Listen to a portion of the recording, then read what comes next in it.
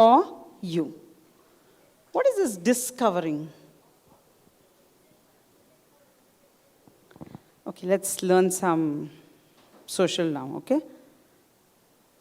Europeans came and ruled India for 200 years. Yes, Britishers. Why didn't they come before? They came in somewhere in 16th century, okay? So why didn't they come before? They had not discovered what? They knew there is a country called India. They knew that this country is rich in its culture and every way it is a rich country, okay? But they had not discovered the sea route to India. For them to do that trade, they wanted to discover the sea route. And they were sending more and more sailors to discover the sea route. But those people either lost in the sea or they drowned in the sea or something would happen. And only one person made it to India first time through the sea route, via sea route. Anybody knows? Yes?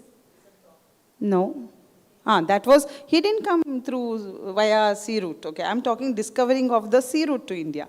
Vasco da Gama, had heard of? Yes. Vasco da Gama was the first European who discovered the sea route to India. Okay, the first European to discover the sea route to India. Why I'm telling you is to give you the meaning of this. Okay, not to teach you about social and Vasco da Gama and all of that. Now, discovering the sea route, was the sea route there? Yes. Just because Vasco da Gama did not search before that, does that mean it was not there? No, it was there. The sea route was there, but it was not discovered. You and I are here to discover God's call. Is God's call there in our life? Yes, each one of us, correct. But the call which is there within us, we have to discover. Praise Jesus. Thank you, Jesus. So what is discover? Discover is to find something. Okay? Discover is to find something seen or unknown, which is not to be seen, which is not known, but that doesn't mean it is missing. It is there, but we are not able to see it. Praise God. Thank you, Jesus. Now, we are all Christians here. Yes? Who is a Christian? Sorry? Who believe in? Jesus. Okay. Who believes in Jesus is a Christian then? To be like Christ. To be Christ-like is Christian. Christ in. When people see me, they should see Christ in me. Then only I become Christian. But today's world, if I carry a name John, Matthew, Mark, Luke, then I'm a Christian. I wear a rosary, I wear a cross, then I'm a Christian. Correct?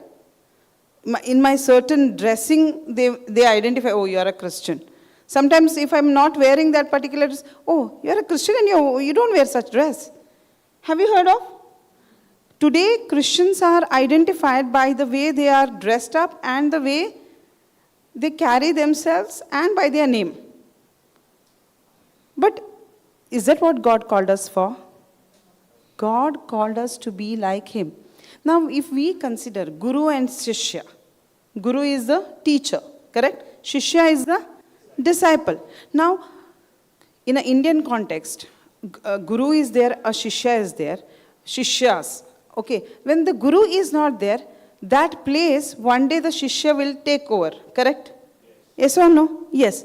To do the same things like the Guru? Yes. To follow the Guru? To imbibe those qualities from the Guru? And who is our Guru now? Jesus. And today, we have to imbibe those qualities and reflect those qualities to everybody else. And we should not be known because of our name, John, Mark, Luke, not because of that. But looking at us, even though our names are not there, somebody doesn't know the name, just by the way we are, they should know that, yes, he is a Christian. Praise Jesus. Thank you, Jesus. Acts 1:8. Praise you, Jesus. Thank you, Jesus. 1:8.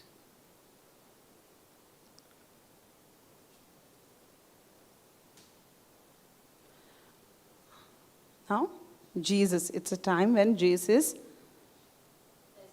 resurrected and he's about to go to his Father. Yes. You will receive power when the Holy Spirit comes upon you. And you will be my witnesses, telling people about me everywhere in Jerusalem, throughout Judea, in Samaria, and to the ends of the earth. Now, Jesus has given this call to every one of us, correct? Yes or no? I know there were times probably when we were young, when we were small, we went to church because our parents took us, correct? Did it ever bring change in our life? No. We went to church because we had to go.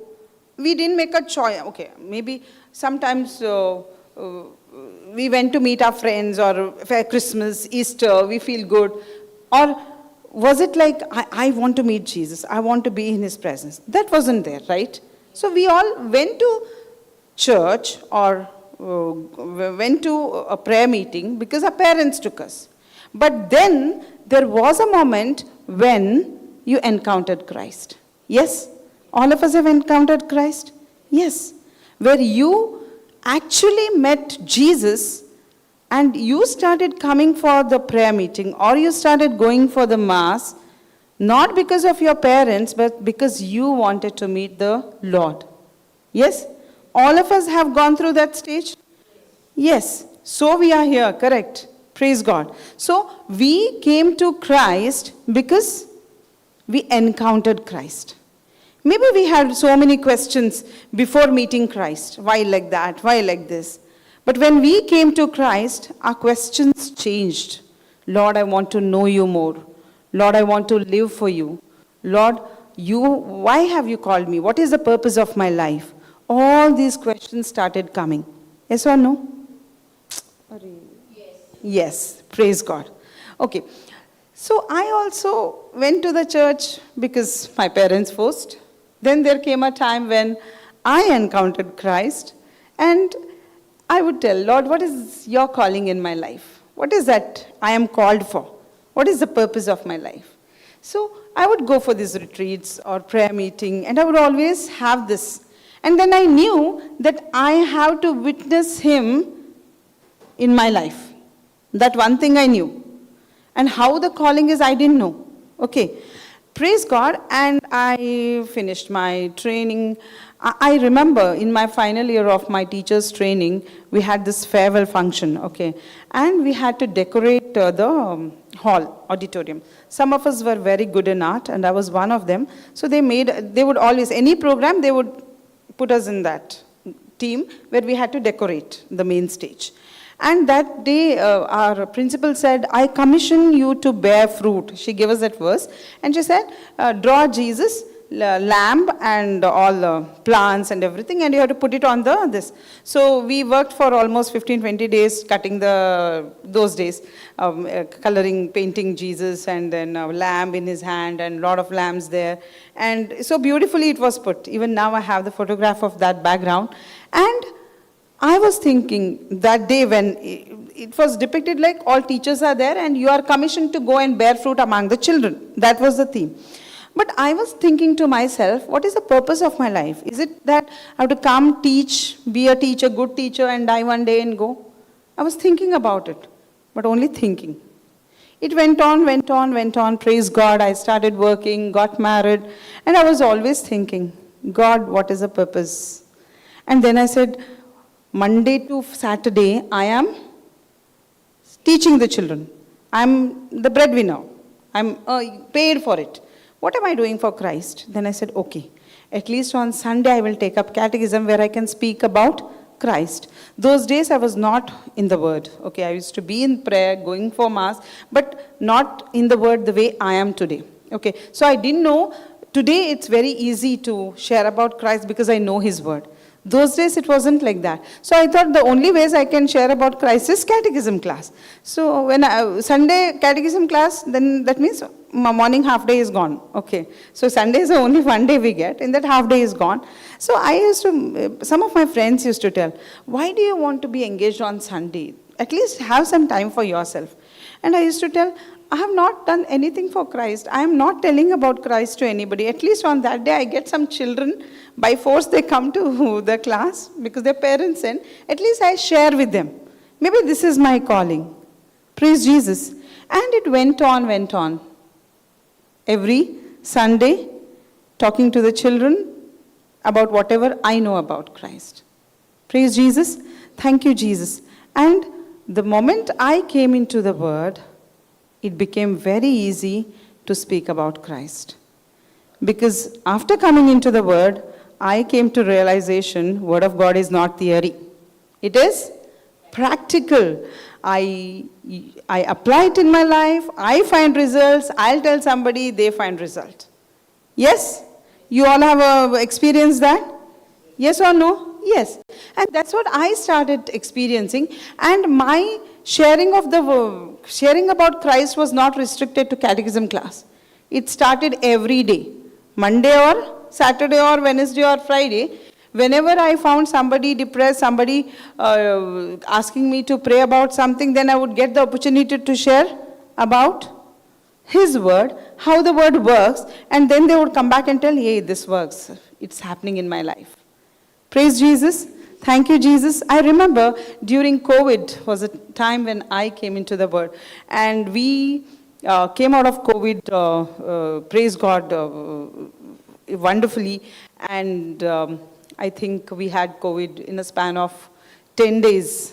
We, both my husband and me, came out of it. Our children were there. They were not infected because we were holding on to the Word, not speaking the situation, rather speaking what God has done. By His wounds we are healed. This is what we were constantly repeating and believing that He has done for us.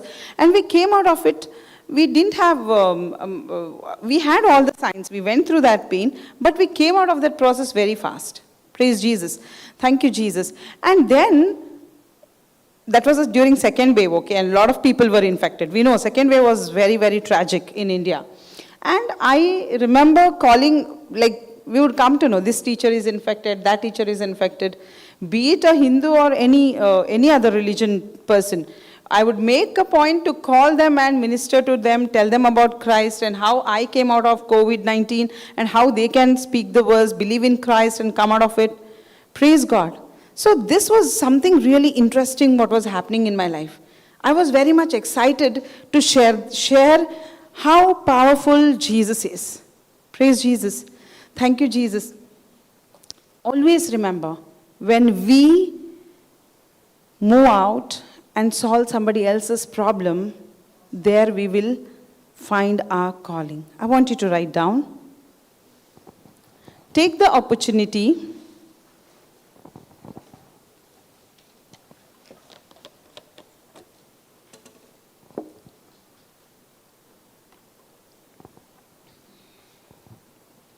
Sister, you need a book? You need a book.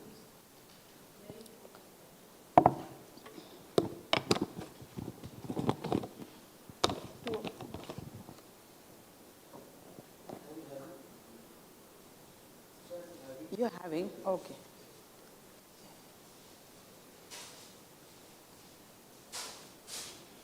Take the opportunity to be a blessing. I am, whatever I'm dictating, sister. Okay. Okay. Okay. Now can you hear? Take the opportunity.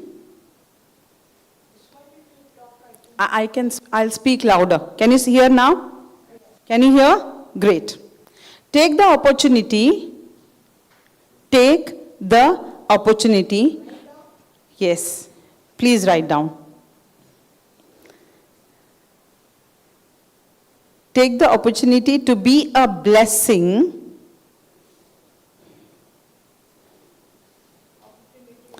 To be a blessing, to be a blessing to somebody,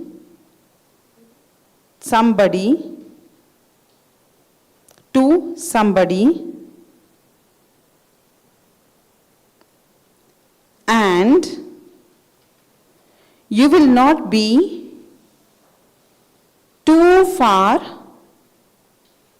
from finding your calling. Far from finding your calling. That's it. Praise God. So when you take opportunity to solve somebody else's problem, to make them know about Christ and how they can use the word of God and face the issues of their life, you are not far away from your calling. I was doing that for 2 years, praise God. And later I came into full time. Thank you, Jesus. Not that each one is called, everybody has to come here and hold the mic. Is it like that? No. We have different calling, and that is what God will lead us into, or He will help us discover that. This man named Remy George, okay? Remy George was a son of a missionary in Kerala. They had 8 children and he was one among them. All the children were very pious, prayerful, but this boy was always into mischief, always troubling somebody or the other. He got into drugs, he got into alcohol at a very young age. He finished his 10th standard, somehow struggling, okay, because he was not good at studies. He was always thinking about how to while away the time, how to get into problem or how to engage somebody else into problem. So life went on, and then he got into college. He was in Chennai. Now this happened in 1980s. He was in college. He had his 3 friends. Along with them, he was busy drinking and consuming drugs. And they ran short of money. Money was not there. They required a lot of money for that, right? He was also into stealing, taking car parked or bike parked. He would take it, sell it for his own use. But money was not enough. And then he said it to his friends, look, we have to do something big, because whatever we are earning, it's not enough, sufficient. And all the 3 friends and he together, they went to Kerala. Kerala because he was from Kerala, I told you. And in Kerala, he had this uncle and aunt, elderly couple, staying in the house. Okay. They didn't have anybody with them. And he took his friends, went there to murder them.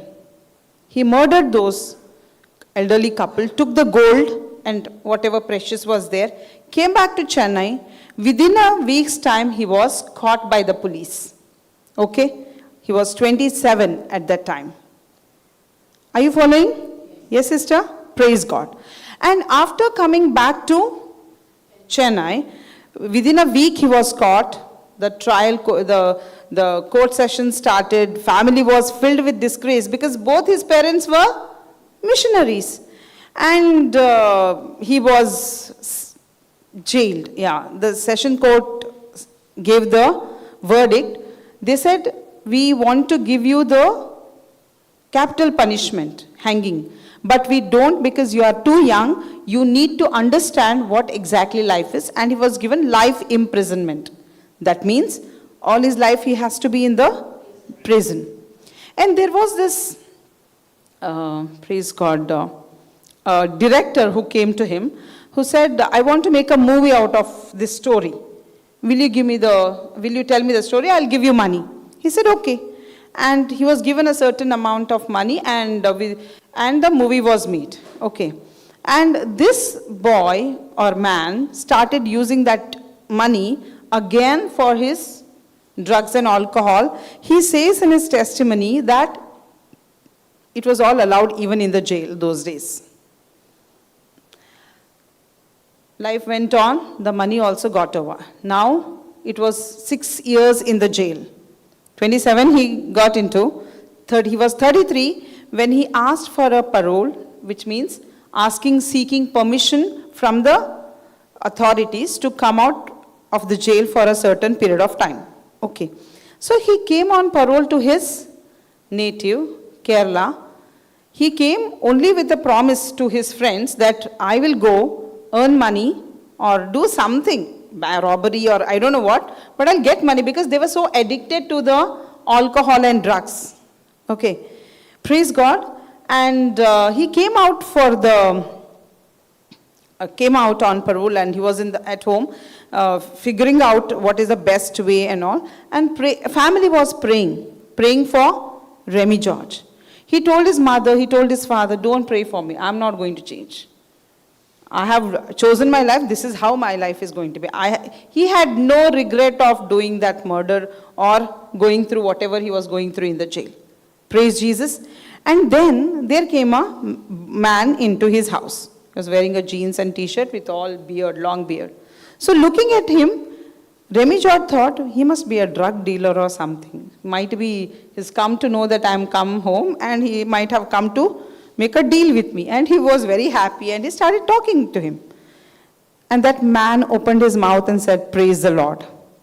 And he was like, okay, this man is telling praise the Lord, must be somebody from the prayer thing. Why is he come here? I have nothing to do with.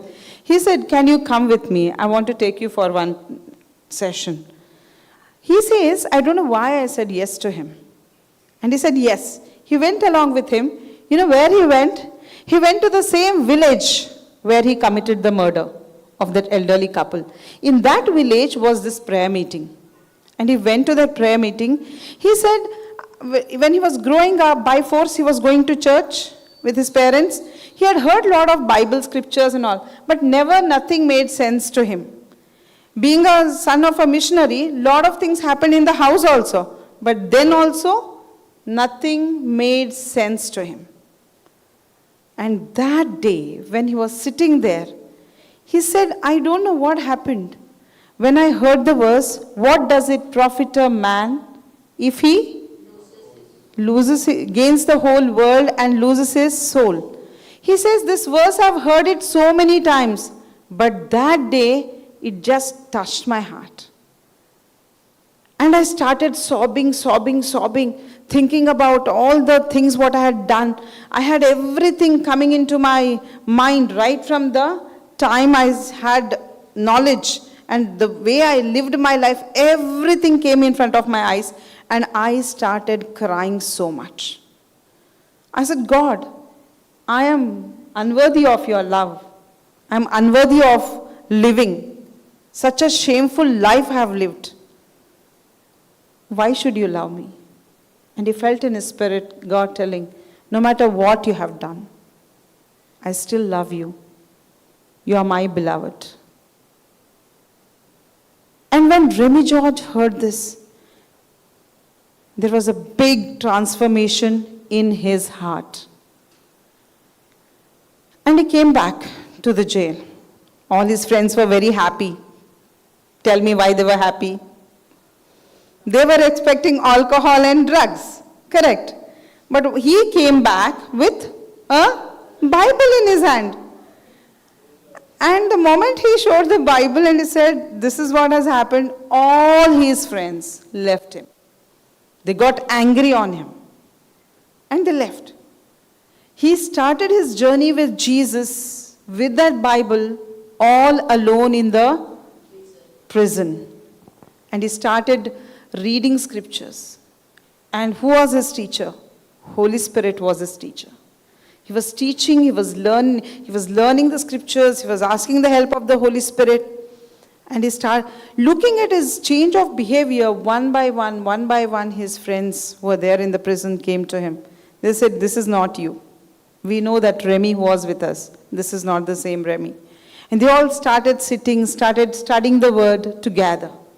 Praise Jesus. And let me not get in more details into what happened. But today, Remy George has a prison ministry in Bangalore. He is serving the prisoners' family and the prisoners who come out of the prison for them rehabilitation and their children, to the future of their children, everything he is taking care of. How wonderful is that? This is the calling that he found in his life when he met Christ. It's not that he met Christ and he stopped there. He fed his spirit with his word.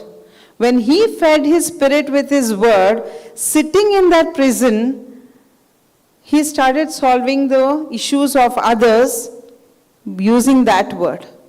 And that brought transformation, which eventually led him to discover his calling. Praise Jesus. Thank you, Jesus.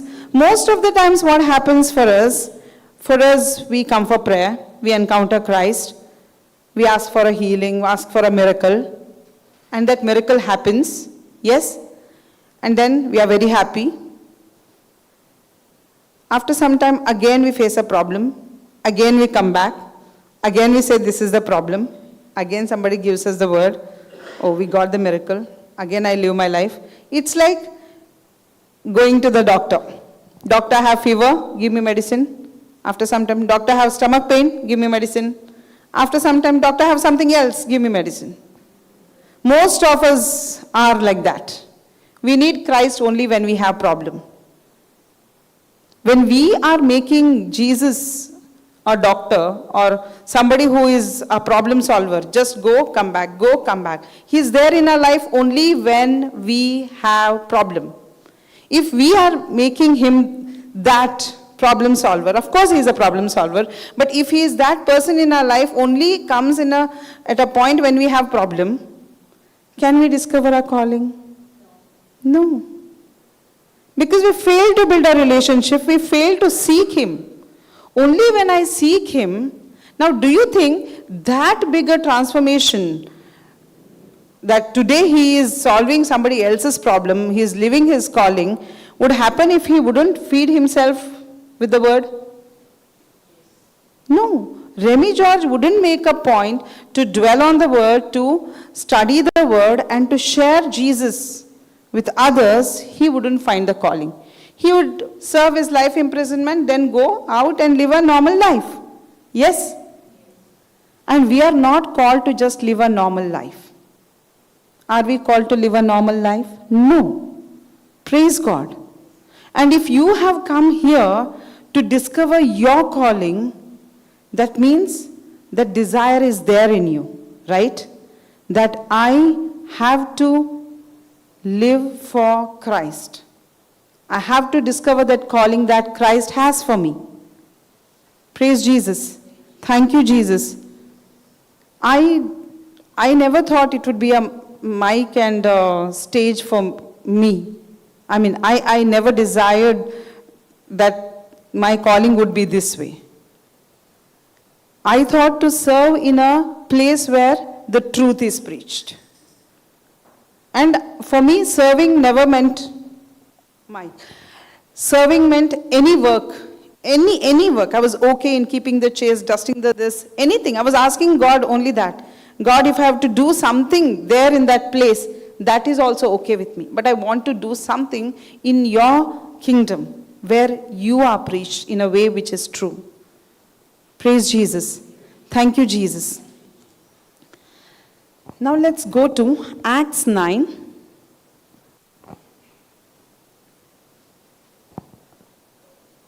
The conversion of Saul. Now, Saul, who later became, or who later called Paul, he was a Pharisee of Pharisees. That's what the Bible says. Now, he was such an intelligent person. In today's era, probably he would be a man of many PhDs. Now, suppose with a person with one PhD, what would you say? Wow, doctorate. Correct? A man with too many PhDs? Such an intelligent person. And this person was that kind of a man who was highly, highly intelligent. Praise Jesus. Thank you, Jesus. And he had his own dreams. He had his own aspirations for his life. And he wanted to do everything what God called him to do. And believing that truth, he started persecuting Christians. He started, in his thought, or what he understood was, these people are not serving the true God. And he started persecuting Christians. Meanwhile, Saul was uttering threats with every breath and was eager to kill the Lord's followers. So, he went to the high priest. Okay? Did you follow? Now, he wanted to kill all the Lord's followers. So, he went to the high priest. Why? For a permission letter. Come down. He requested letters addressed to the synagogues in Damascus, asking for their cooperation in the arrest of any followers of the way he found there. Are we following? Yes. So he was asking for the letters to arrest the people of God. He wanted to bring them, both men and women, back to Jerusalem in chains. Come down. As he was approaching Damascus on this mission, a light from heaven suddenly shone down around him. Now he is on his way to Damascus, and suddenly what happens? The light shone on him. Further, he fell to the ground and heard a voice saying to him, Saul, Saul, why are you persecuting me? Now who is telling this? Jesus. Who are you, Lord? Saul asked. And the voice replied, I am Jesus, the one you are persecuting. Now get up and go into the city, and you will be told what you must do. Now I want you to concentrate on chapter 9, verse 6.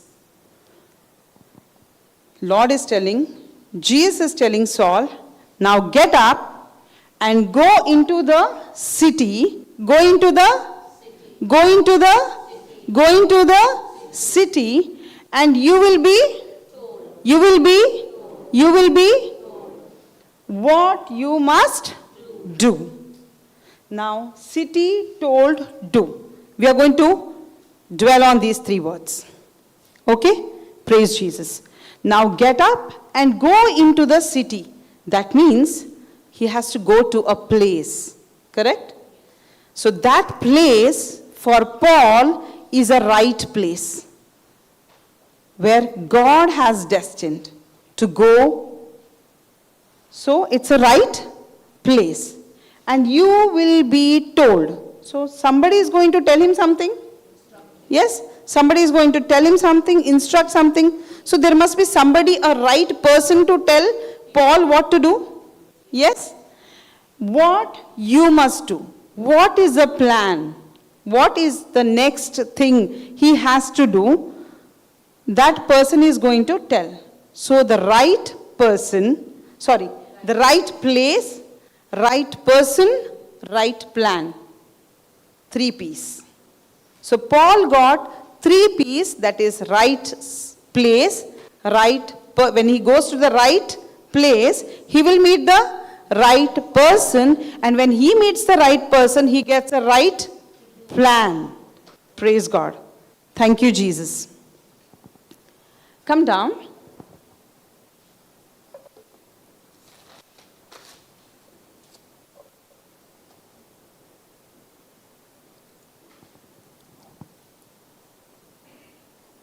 The men with Saul stood speechless, for they heard the sound of someone's voice, but saw no one. Saul picked himself up off the ground, But when he opened his eyes, he was blind. The man who could see was blind. So his companions led him by the hand to Damascus. So the friends who were with Saul took him and went to Damascus. He was supposed to go to Damascus, right? Yes. Come down. He remained there blind for 3 days, and he did not eat or drink. Now there was a believer in Damascus named Ananias. We'll come here. Once again. Yes. The Lord spoke to him in a vision, calling. Now, he is gone to Damascus. For 3 days he is blind. He's not able to eat or drink. He's not doing any of that.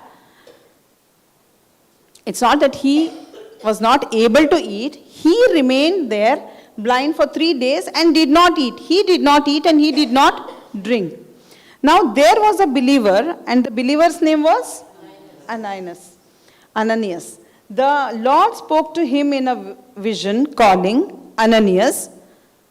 Yes, Lord, he replied. Now, Paul is there for those 3 days without eating food, without drinking, totally blind, wondering, what is this happening in my life? Wondering, he must be thinking, right? God, I was doing all that you wanted. Some other group came and they were not true to you, and I was persecuting them. And then everything came shattering down when he met the Lord, and the Lord is telling, I am the one whom you are persecuting. So he is pondering. In those 3 days, he was pondering about all that he has heard. And that time, in some other place, who is there? Ananias is there. And there the Lord spoke to him in a vision. Yes, Lord, he replied. Who replied? Ananias. Come down. The Lord said, go over straight street to the house of Judas. So, when you get there, ask for a man from Tarsus named Saul. He is praying for me right now. Now, see what the Lord is telling. Go to a straight street to the house of Judas. Now, he is in a place. I told you, right place. Lord said, go to that city. He is in that place. When I say right place, that doesn't mean it's a place as in location. Okay, I'm not talking about location. What I'm trying to tell is, here it is in the house of Judas, he is there. Who is there? Saul is there. When we have to discover our call, we need to have a right place. And right place is not about location that I'm talking. What I am trying to tell you is, when I say right place, it could be a place or it could be a state, it could be an attitude of yours, which matters. The right kind of attitude, the right kind of knowledge that you get. For me to come and discover my calling, the first thing is the right kind of attitude that I carry. Right kind of truth that is revealed to me. And only when I get into that place where I know the truth, only then can I meet the right people. Praise Jesus. Thank you, Jesus. It could be a teaching. It could be the truth in the teaching. Yes? Praise Jesus. And when you get there, ask for a man from Tarsus named Saul. He is praying to me right now. Now, what Saul is doing, he is praying to the Lord in those 3 days. Lord, you said you are the one whom I am persecuting. Reveal to me. Tell me what I have to do. He must be telling all that, right? Praise Jesus. Come down, brother. I have shown him a vision of a man named Ananias coming in and laying hands on him so he can see again. Now, Lord, when he is praying there, Lord has already given him a vision that a man named Ananias coming in, laying hands so that he can see. Now, who is the right person here? Ananias. For whom? Saul. Now, who could be the right person for us? It could be No, Jesus is God. The right person could be anybody who is telling you the truth. Anybody who is leading you to Jesus. Anybody, see, we can be in the right place and meet a wrong person. Possible? Possible. Now, how do you distinguish that he is the right person or she is the right person? When they are, sorry, I just drank.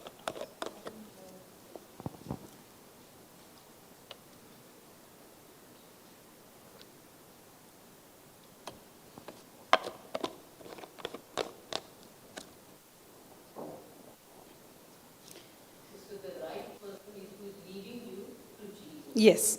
That's the guide. Somebody can tell you about Christ, lead you to the truth, but there can be possibility for that person not walk with the Lord. There are chances. I don't tell always it happens, but there are chances for that to happen. So you need to, whoever leads you to Christ, you should also, or with whom you are. When I say a person, that doesn't mean it's only one person. Here it is only Ananias for Saul, okay? It might not be our situation. For us it can be multiple people. Now if we are with wrong people, thinking that they, I have met so many of them telling me, like who share when I counsel, we thought they are preaching, I mean not preaching, they are spreading the word or they are dwelling on the word, and I have gone to them.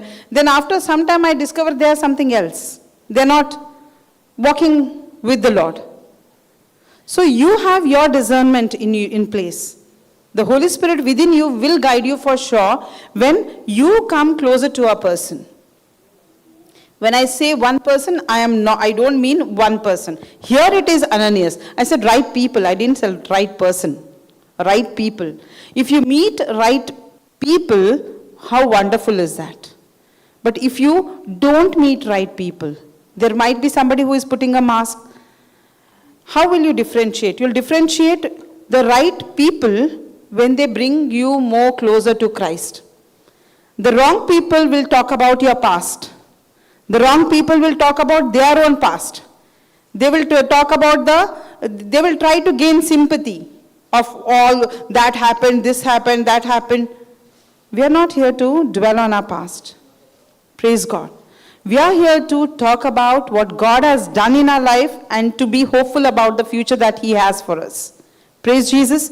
So if there is somebody who is leading you into past history or making you feel guilty or, oh, you are like that, like this, then they are not right people in your life who will help you to discover your call. Praise God. I don't mean you stay away from all or don't talk to them, no. Know how to deal with each person. All of us are blessed with knowledge and understanding by the Holy Spirit, correct? When you yearn for it, when you seek the Lord's wisdom to give you that grace to deal in certain situations, He gives you that. Praise Jesus. Thank you, Jesus. So you desire, His desire, He started praying. The Lord's praying to me right now. When he is not able to see, what is he doing? He is praying, Lord, I don't know you. I want to know you. Now this man had his own ambitions, had his own dreams. But the moment he met Christ, do you think the dreams remained the same? The ambitions remained the same? No. All his ambitions, all his dreams changed. Just with that one encounter. And then he is praying to Jesus. The one who persecuted people who followed Jesus is praying to Jesus. And how is God talking to him? He is giving him a vision, telling Ananias will come and lay hands on him and he will be able to see. Praise Jesus. Thank you, Jesus. I want you to write.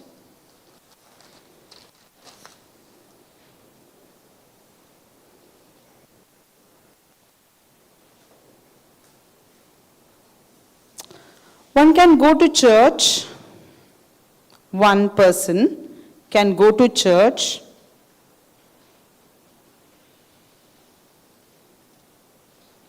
retreats,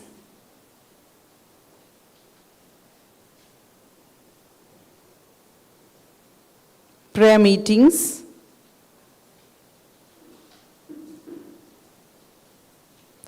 read Bible,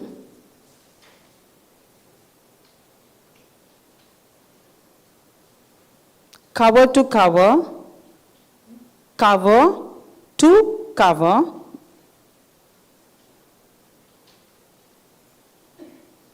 but never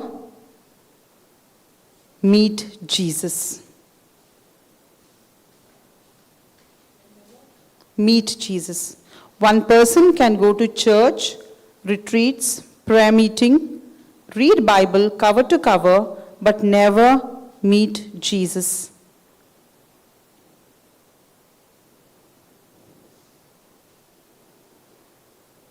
When Paul met Jesus, he submitted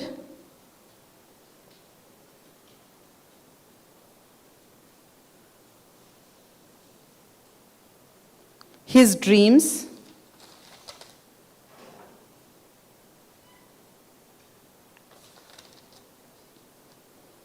Once Paul met Jesus, he submitted his dreams, desires, ambitions to Jesus.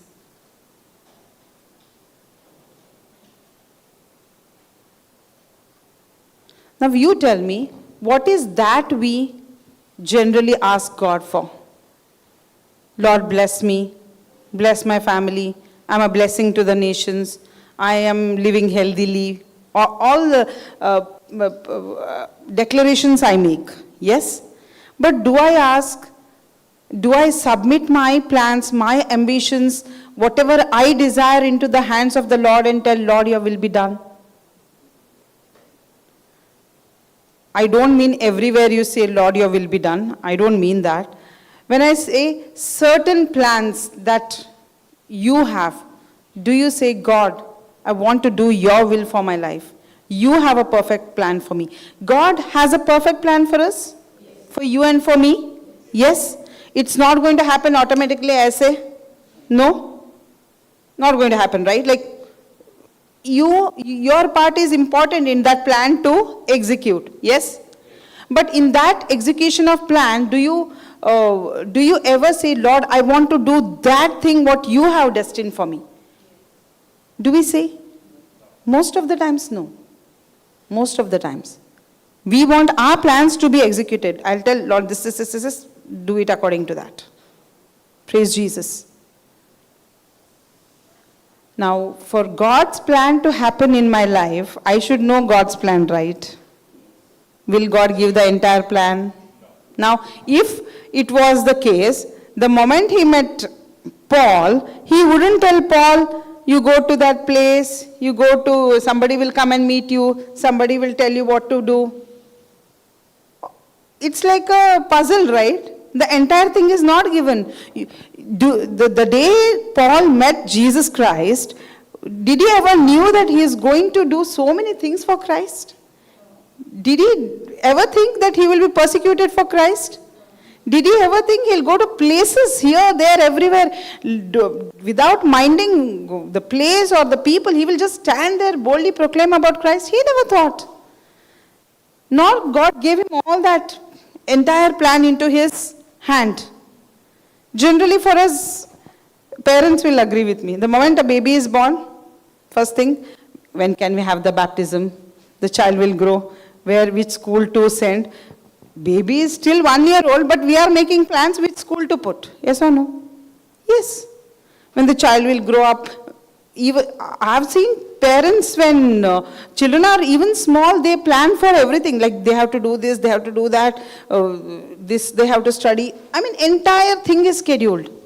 So we are people who plan everything way ahead of time. Yes? But God isn't like that. God never gives entire thing. Now for me, if I have to think few years ago, there would be mic in my hand and I would be speaking for so long, it would terrify me then. Though I am a teacher, I was literally scared of the mic. For me, teaching in the class was way easier. Because I knew my syllabus, I go, I teach. But they are my students, right? And it is on the closed walls. Here it is not like that. For me to go and stand on the stage in the school was a big deal. I would never dare. And if by force I had to do, I would I will write and give. Can you speak? I will write and give the matter. Can you speak? I would literally beg other teachers. I would train children to speak, but I would never go on the stage to speak. It was only like do or die situation. I have no option. Only then, maybe 1 or 2 lines, that's it. Every Children's Day, teachers have to go and do the anchoring, okay. Teachers, we dance and do everything, right? I would slip away for a song or a dance, but never go and take the mic and do the anchoring. So, come on, you are an English teacher, can't you do that? I would never agree. People with whom I have worked, they know me so well in these matters. Never agree. Skit, never agree. But again, mic, speak. If they give me a small one-liner, then only I join the skit. Otherwise, I will not join the skit. Because I was terrified of speaking. I didn't know that I would be here holding on to the mic and speaking about him. What I'm trying to tell you now is, if he has to give us the entire plan, we will be terrified. Will not know how to deal with that, because we are not equipped. Praise God. Thank you, Jesus. Now, Paul was never with Christians, correct? He was in his own zone, with all the intelligence and knowledge what he had. With that he was going, and suddenly he met Christ when he least expected. And he is praying there to this God whom he encountered. Praise Jesus. Thank you, Jesus.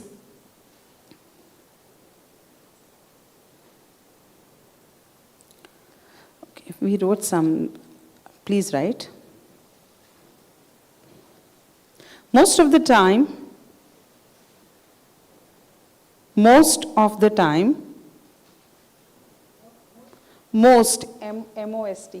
M-O-S-T, most,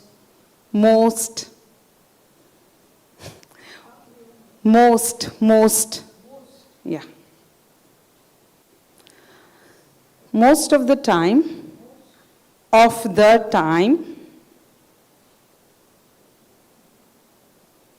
we say,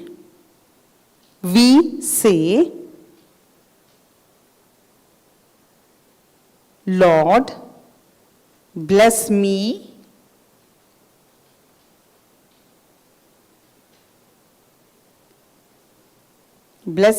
my plans, my desires.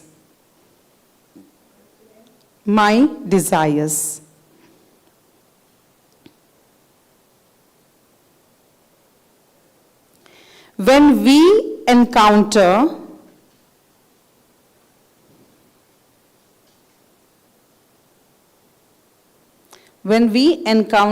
God, our plans become insignificant.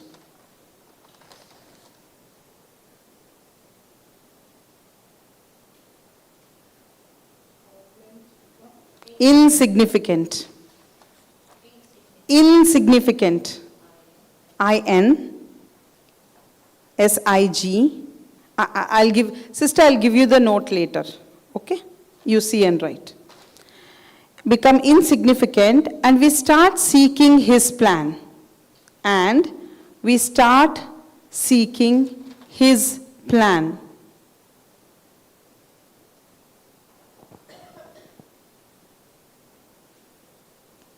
God has a plan for us.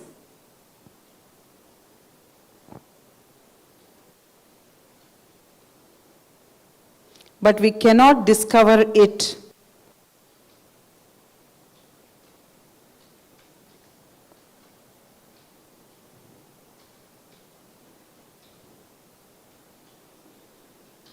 But we cannot discover it until we encounter him.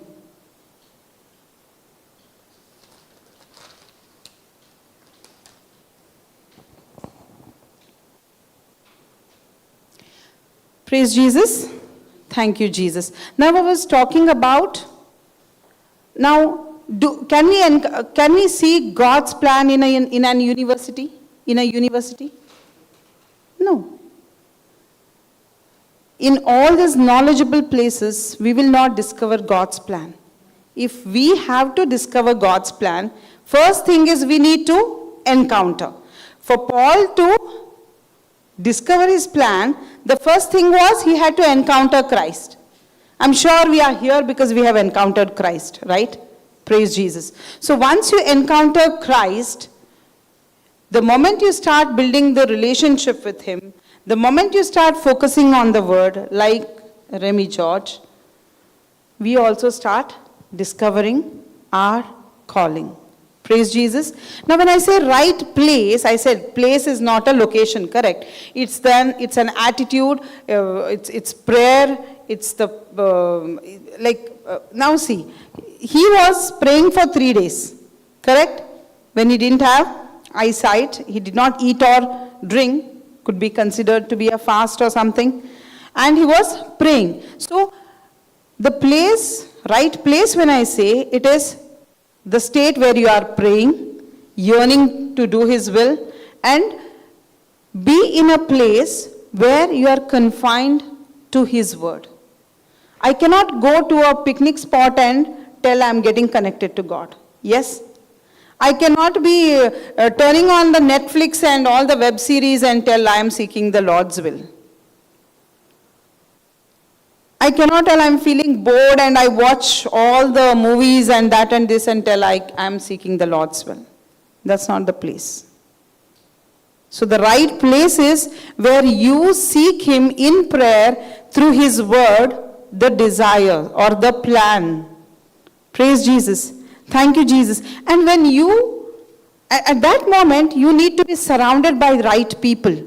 Here it was Ananias. For us it could be somebody who is walking with the Lord, seeking the Lord. I cannot go with my friends to a discotheque and tell, these are the right people and I'm going to find my calling. Not going to happen. The moment you come to Christ, you cannot mourn with those friends with whom you were there before, finding comfortable. If you are really seeking the Lord, your friendships will change. Your questions will change. The way you live your life will change. If you are genuine in seeking. No, sister, I still want to maintain a good rapport with them. Maintain. But if you are spending more time with them, you can't complain telling, I don't know why this is not happening, that is not happening. You cannot keep legs on both the things and seek Lord's will. Praise Jesus. Thank you, Jesus. Now, imagine Paul, okay. He had to go, Ananias had to come. And now, he was persecuting Christians, right? He was torturing them. Now, the Lord made him dependent on those Christians whom he was torturing. Yes? He was persecuting, he was killing those people, and the Lord, the vision was not there. He had to depend on the people whom he was persecuting. So whom are you depending on while you are discovering your calling? Matters. I can do all ha ha he he hoo and then also seek the Lord. Doesn't happen. Praise God. You have to pay the price for it. Without paying the price, you cannot discover your calling. Praise Jesus. We go further. So Ananias is coming and laying hands on him so he can see again. So the Lord has told this to whom? Ananias. But Lord, exclaimed Ananias, I've heard many people talk about the terrible things this man has done to the believers in Jerusalem. Now he is scared because Paul was a famous person, right? Famous persecutor. And Lord, he is giving explanation to Lord. Lord, I have heard the terrible things what he has done to the believers in Jerusalem. Now also why he has come to Damascus, we all know. He has come to take the papers. Praise Jesus. Come down.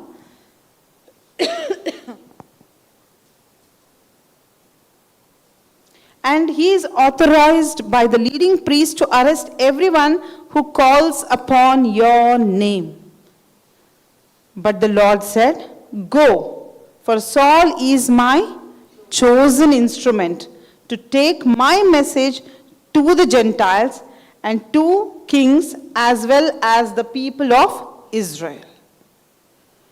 Lord made a choice to choose Saul. And Saul had he had to depend on all those people whom he hated. Now, think of the changes which was happening in Saul, the turmoil which he had within himself. Imagine you hate somebody too much, not buddy, many people, and you have to be totally dependent on them. Is it convenient? Is it a good feeling? Does it give a pleasant feeling? No. He had to go through all that. Why? That is the cost that he paid for his calling. And it was not just that. Come down. I will show him how much he must suffer for my name's sake. So Ananias went and found Saul. He laid his hands on him and said, Brother Saul, the Lord Jesus who appeared to you on the road has sent me so that you might regain your sight and be filled with the Holy Spirit. Come down. Instantly, something like scales fell from the Saul's eyes, and he regained his sight. Then he got up and was baptized. Now, Ananias went to Saul. Did he say, oh, Saul, you're the one. We all hate you. You tried and killed so many of our people. You again came here to take the permission to kill us, persecute us, imprison us. Did he speak about his past? No. He did not speak of the past of Paul. And by then, Saul had not done something great for the Christian community, right? Or the believers. He had not done anything. But yet, Ananias did not speak about his past. So he is the right person. So when you go, when you are with the right people, they will not talk about your past. Neither they talk about their past. I speak about my past where I see God's glory come into that past of mine and transformed me. That is okay. But if I speak about my past, cribbing about my situation and feeling victimized, that's not okay. We are not called to be a victim. Rather, we are called to be a victor. Praise Jesus. Kindly write. Right place means a state,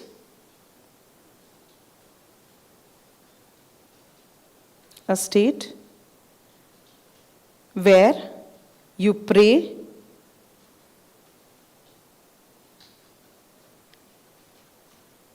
and get associated to right people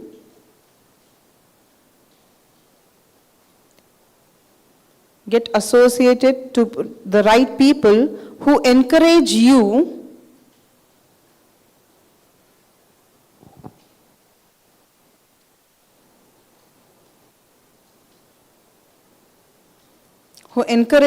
to seek the Lord's will in your life.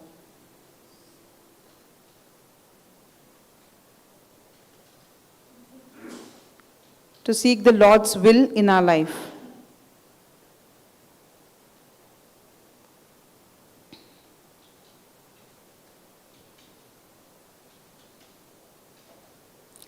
When we are in the right place, God sends right people.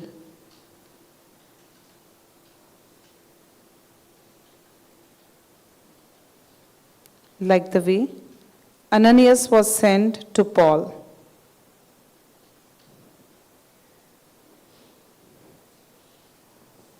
God sends right people. Yes. God sends right people the way he sent Ananias to Paul. Right people play such a big role in our life. Right people play such a big role in our life.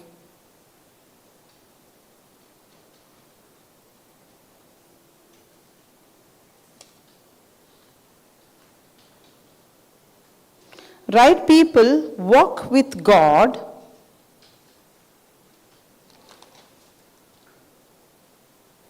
live a life on the word. Live life on the word.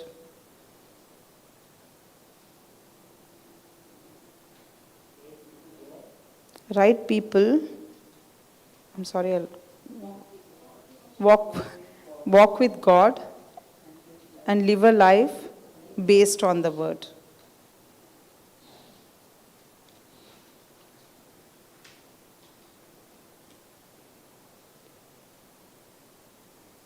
Right people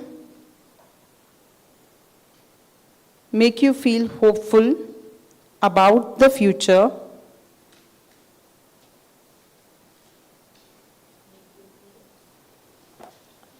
Make you feel hopeful about the future.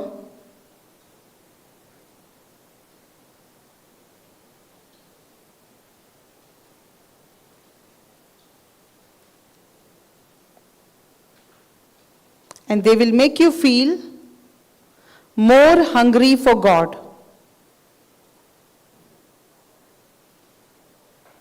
They make you feel more hungry for God.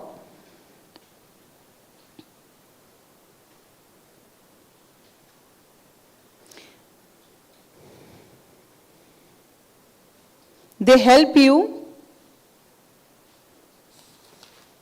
in laying a foundation. They help you in laying a foundation, strong foundation based on the word. They help you in laying the foundation, a strong foundation based on the word.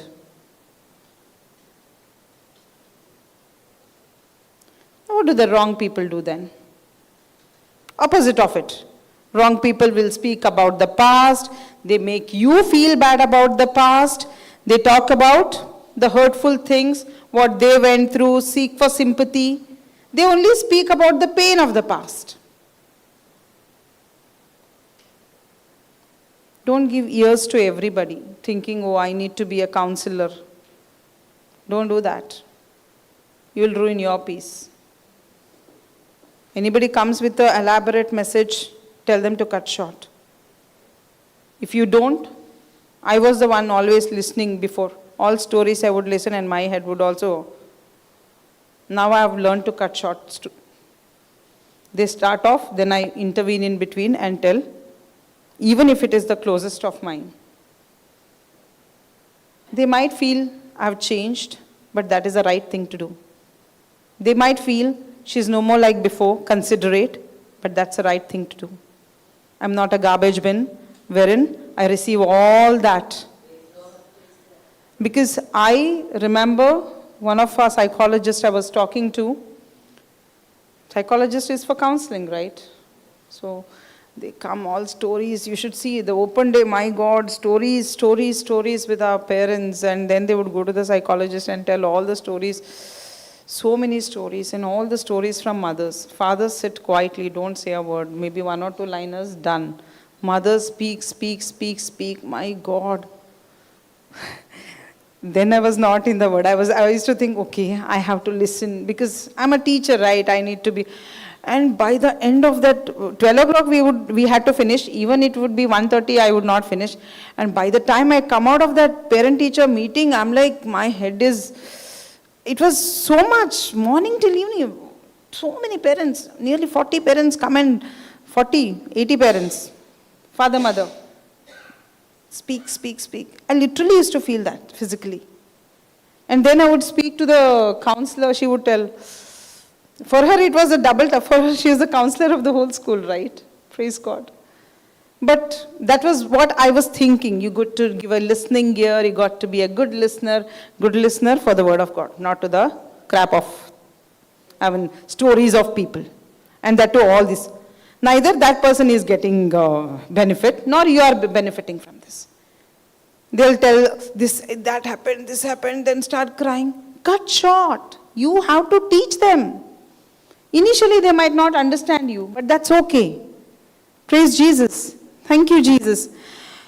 Write in bold letters, okay. Victims focus on Victims focus on what they have. Victims focus on what they have gone through.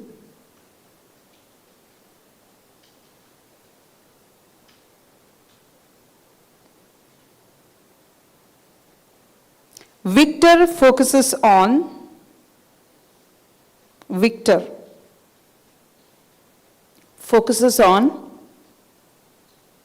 where he or she is going.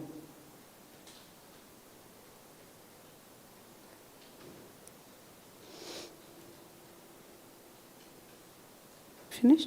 If I am somebody who is only speaking about what I have gone through, my problem, my this, my that, I will remain a victim all my life. I can never be a victor. If I need to be a victor, and that's a choice that you and I have to make. God has called us to be victorious, but it is a choice that you and I have to make when I focus on where I am going, with whom I am going, who is in my life, without minding what I went through. Maybe it was a physical abuse, maybe it was an emotional abuse, maybe it could be anything. But if I keep dwelling on in all that, I can never see victory in my life. This one person in my life, okay, very close aunt of mine. Things didn't go well. But for me to make her understand is so difficult. She is a victim, best example of a victim of the past, bearing so much of sickness in her body. The person who holds on to past we cannot see, have good health. Those who dwell on hurt feelings cannot see the goodness of God. Because if your root is the hurt, your fruit is sickness. Many of the time we get into self-pity. Oh, poor me, I went through that, they didn't go through this, I am that. With all that, you will remain where you are. And that is not the will of God in your life. Take your Bible, read, study, and you will know the heroes of Bible, they were not people who held on to the past. Praise Jesus. Now imagine Abraham. Abraham, when he was sent out, or rather God called him. Now we have to go anywhere. Brother drove from Bangalore to Goa, isn't it, brother? GPS helped you? Yes. Today it is GPS. Imagine then. Now without GPS, wouldn't you find it very difficult, brother? Very difficult. Correct? Now imagine thousands of years ago, Abraham left his kith and kin and left on a journey. Just by listening to God's voice, not knowing what is in store for him in future. Put yourself in that place and check. Would you dare to say yes to the Lord? He's called the father of faith, a wonderful hero of the Bible, hero of faith. No understanding, nothing, simply believing in what God called for him. You have multiple examples, multiple people in the Bible who led a life which was wonderful. Dwell on that. Praise Jesus. Thank you, Jesus. Now, we know Abraham's cousin, nephew, Lot. Now, Sodom and Gomorrah, the Lord was about to send the rain of fire, right? The sulfur rain. So, that was a time Abraham is interceding and the angel of the Lord goes and gets them out. Yes? Gets them out. Read your Bible. It's very good, interesting. You should read. Praise God. And he says, come out. You don't have to turn back. Okay? The angel of the Lord says, don't turn back. And Lot, his wife, and 2 daughters are coming. And Lot's wife turns back. And she turns out to be a statue of salt, a pillar of salt. She looked back. How many times we keep looking back? Praise God. If we keep looking back, we will not be able to see what is ahead of us. Because all our life we are turning back. That, this, that, and that has no end. Praise Jesus. Thank you, Jesus.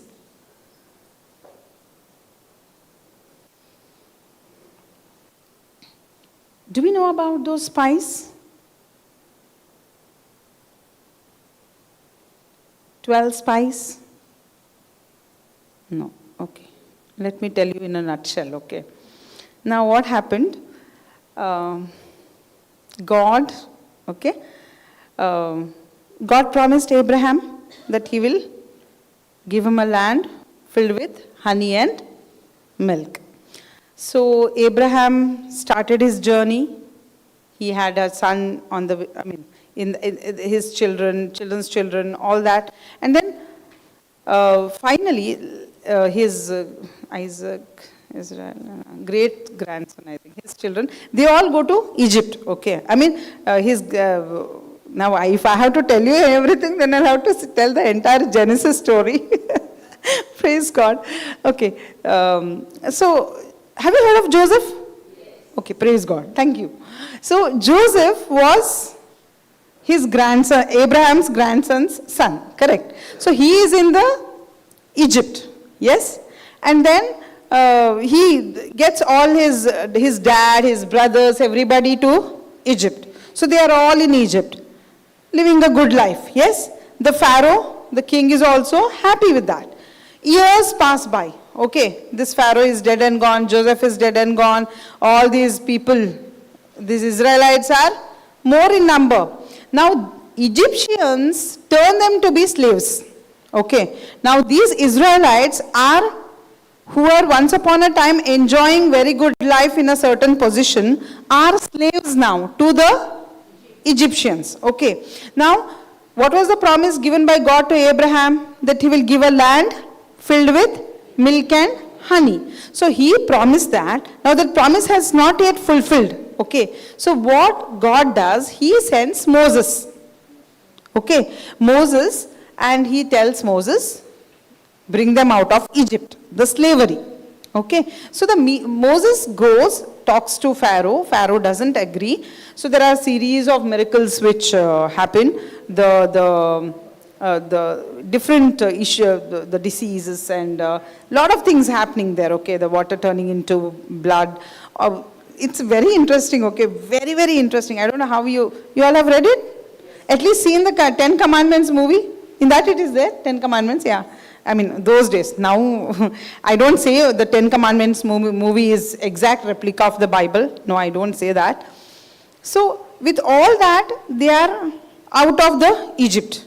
So they are in the wilderness, okay. So they are in the wilderness, they have seen the Red Sea part, they have seen water coming off the rock, they have seen the birds,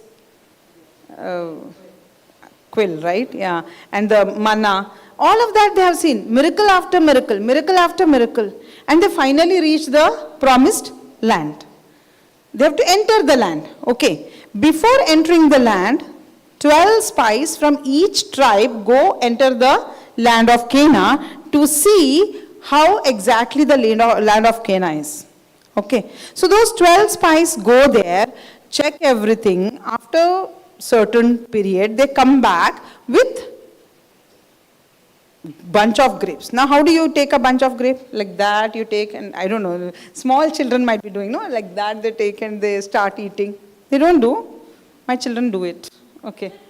Maybe your grandchildren do it. Or children do it. Okay. So that is the way they do, right? But these people, you know how they came back? They held a big stick. One corner and one person was holding, other corner the other person was holding. And mind you, they were of not my height. Huh? They were like really huge, strong people. Okay. And they could not carry the bunch of grape. That is so huge it was. That means that land of Canaan was highly blessed. The fruits and every grain over there was blessed. And the buildings were fortified and a wonderful city. But when they came back, you know what they said? They said that is a giants are there. The people lived there was huge. Okay, there were giants. They said they are giants. We can't go. We look like grasshoppers in front of them. When they said all of that, the entire flock, the entire people supported these 10 people. There were 2, Joshua and Caleb. Okay, they said, no, all these things what they are telling is true, but still we can go and conquer because the Lord has promised that land to us. But these people had to make a choice. They made a choice to be supporting to those wrong people. Why do I say wrong people? They were not agreeing to what the word of God said. They did not agree to what promise was given to their ancestor Abraham. And when this happened, the Bible clearly says that they gave an evil report. And it took 40 years for them. They were just roaming around there and none of them, those 10 spies and who supported them, nobody entered the promised land. They all died in the wilderness. There are times when we also can be like that, right? Can it not happen to us? It can happen. Now, they chose to be with the wrong people. Yes, they believed the wrong people, the wrong message, than the message which was given to their ancestor Abraham. Now, even today, where is our focus? If our focus is not on the promises of God, not on things which are told in the scriptures to us, then we also can go astray. Then we also might not find the calling that we have for our life. Think about it. The fate of those 10 spies and the people who went along with them can be our state also. Do you think the plan of God for those 10 spies and the people who went along with them was to perish in the wilderness? God did not plan that for them, right? God did not intend them to perish in that wilderness. But still that happened. Why? Because of their unbelief, because of the choice that they made. Praise Jesus. Thank you, Jesus. So, God has a plan for you and me. There is a calling for you and me. But if you and me, you and I, don't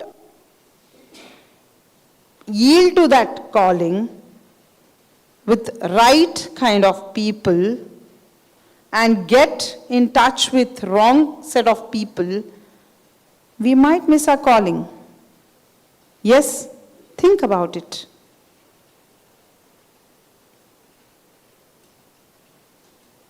When wrong people come and start blabbering, it's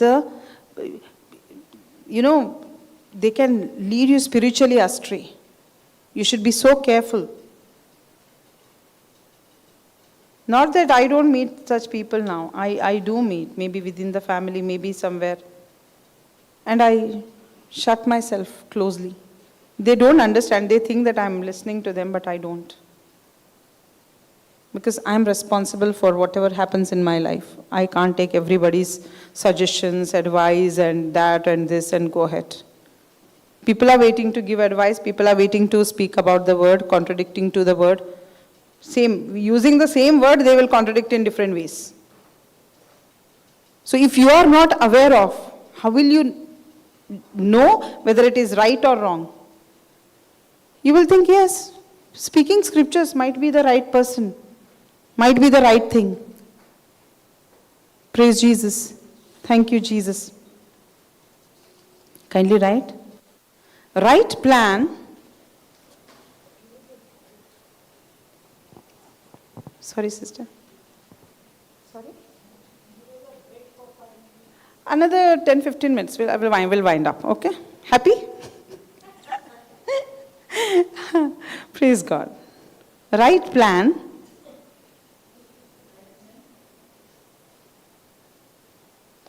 Right plan is my calling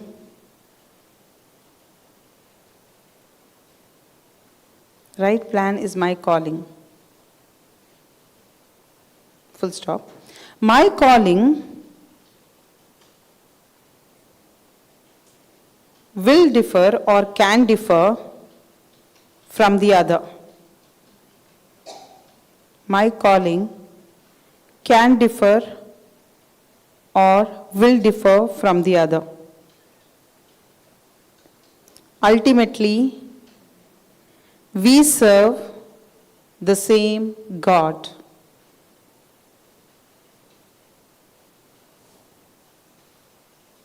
Sister, if you want, you can go and come. No problem. Go and come.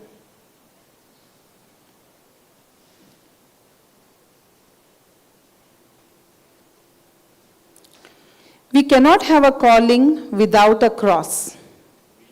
We cannot have a calling without a cross.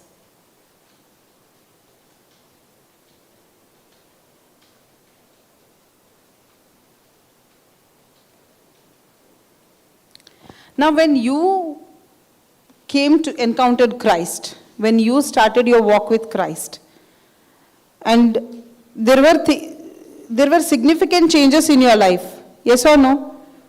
Do you think everybody supported you? There were people who pointed out. There were people who discouraged you. There were people who said, this is not the right way, what are you doing? The first thing I heard was Pentecostal. You are acting like a Pentecostal. You are acting like a Protestant. Such wrong conception. And do you think you are a saint? Do you think, etc., etc. We can go on speaking about all of that. But remember, persecution will come. Greater the calling,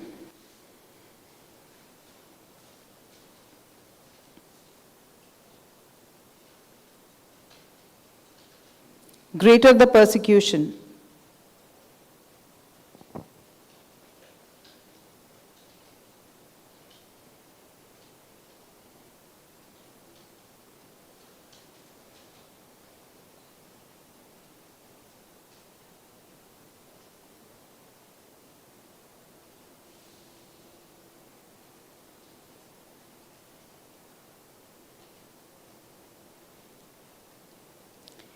So we all have a promise, correct? We all have a promise in the scripture that we are called. And there is a calling for us, right? And when we are seeking that calling, for sure we'll see the persecution. And when that persecution comes, if we feel offended, if we feel, how could they do it for us, and feel bad, hurt, is it right on our part? No. When you go through persecution, rejoice. Tell God, thank you. You went through so much, this is nothing. And thank you. Even in this situation when people don't understand me, even in this situation when they are misunderstanding, I still glorify you. I still love you and I thank you. Because I'm able to taste a little bit of persecution. Not so much that you went through, little at least. Thank you, Jesus. And hold on with patience. Patience is what has to rule in our life. That is a significant change I see in myself. From being a very impatient person to, I'm on my way still. Not that I can tell I'm totally, so much of patience is filled in me. No. But I see there is a steady growth in the level of patience that I'm able to have. Praise Jesus. Thank you, Jesus.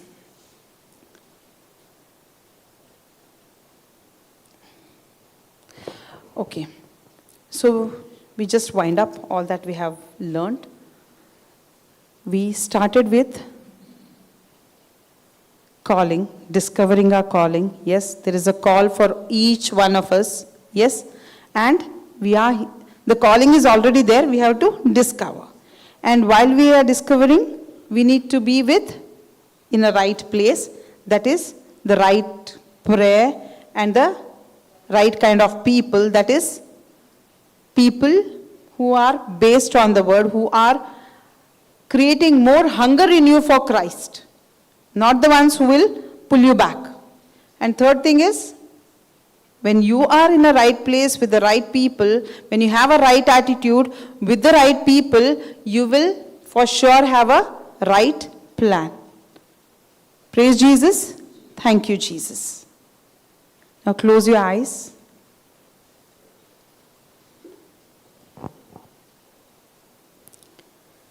Thank you, Jesus, for this moment. Lord, I surrender each and every brother or sister of mine. Lord, thank you for calling us. We don't know exactly what is a calling, Lord, but we know that it is to serve you. Thank you, Jesus, for giving us this understanding. Thank you, Lord, for in the days to come, we're only going to know more and more about you and eventually know you, Lord. Thank you, Jesus, for the calling that we carry in our life. Thank you, Holy Spirit, for you're here within us, convicting our heart about the calling that we have. Thank you, Jesus, for you love us so much. Thank you, Jesus, for the good health. Thank you, Jesus, for our friends, for our family who have allowed us to come here. We keep our hearts open, Lord, for we want to know everything that you want to teach us. We want to be a blessing to the nations, Lord. Thank you, Jesus, for this grace. Thank you, Holy Spirit, for helping us understand. Amen. Praise God. Thank you, Jesus. Praise Jesus.